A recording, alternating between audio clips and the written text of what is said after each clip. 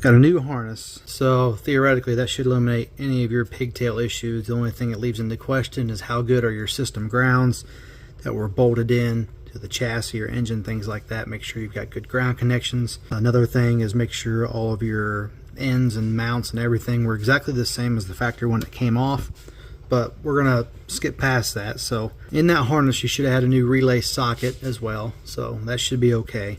But here's something I want you to look at. You said you're able to jump the relay to make it start.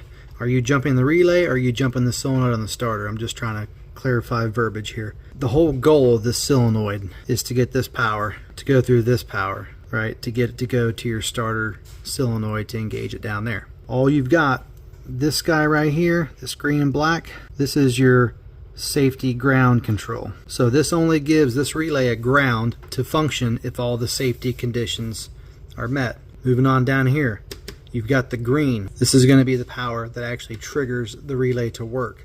So this is going to be coming from your key switch.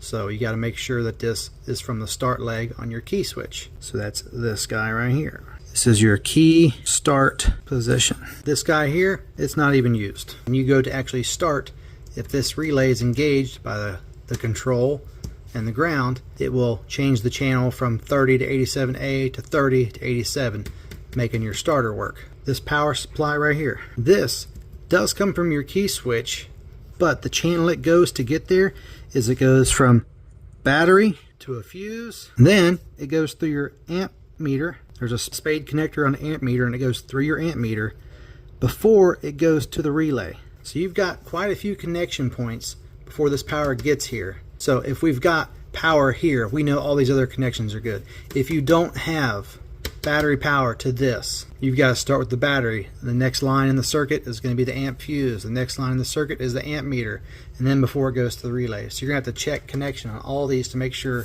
you've got good connections.